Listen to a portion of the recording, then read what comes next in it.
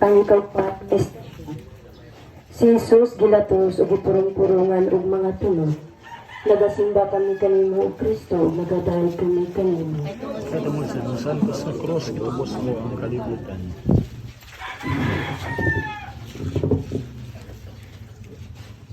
Pagbasa gikan sa Ebanghelyo sumala ni San Mateo.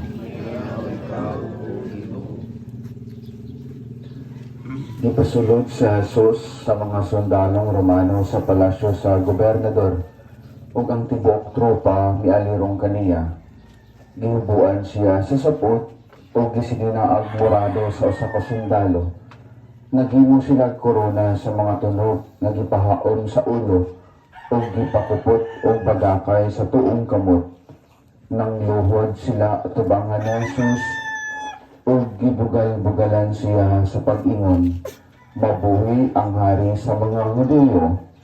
Giludan siya, gikuha ang bagakay sa kamot ug gihapak sa ulo. Humagbugal-bugal, gihubuan siya sa muradong sinina ug gisuloban sa kaugalingong sapot. Unya gidala ang ilansang sa krus. Ang Ebanghelyo sa Ginoo.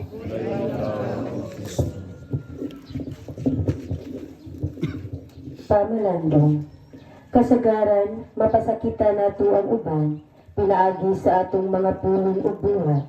Sa mga sila nakapasakit kanato, apan atong timan-an, nga kung pasakita nato ang atong isig kaingon, ipasakita nato si Jesus, sama sa giingon ni Jesus. Bisan unsa nga gihimo mo sa labing ubos na kong mga igsuon, gihimo mo sab kanako. Pag-ampo. Ginoong Jesus, ikaw ang among hari. Apan unsay gibuhat namo kanimo. Gihatagan ka namog lingkuranan nga hinimog kahoy.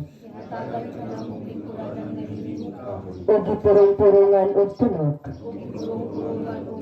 Gidagmalan. Gilatos o gibugal-bugalan. Apan imong gidawat o giantos ang tanan.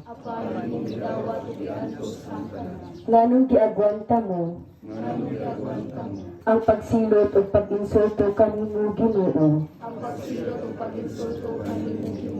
Tungod kay gihigugma mo kami pag-ayo. Bisan pa man kung sikinsa kami, bililuhon kaayo kami alang kanimo. Gusto ka nga maluwas kami. Apan giunsa na mo pagbalos ang imong gugma.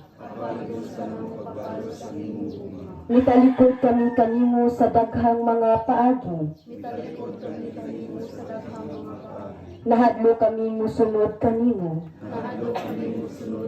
Nahadlo kaming mawagtangan o kapanginabuhian o kabantog. Mitalikod kami sa among mga responsibilidad. Isip mga Kristiyanos. Nanginahanglan kaming makakatun gikan kanimo. Sa pagsakripisyo sa among kaugalingon alang sa uban. Nanginahanglan kaming makabaton og kaisog. Sa paghalad sa among kinabuhi. Alang sa among mga kaigsuonan. Nanginahanglan kaming mudumili sa mga kahinam nga unudnon. Aron kami mahimong imong mga tinun-an. Ginoo, tabangi kami kada adlaw. Himaya samahan sa Anak ug sa Espiritu Santo.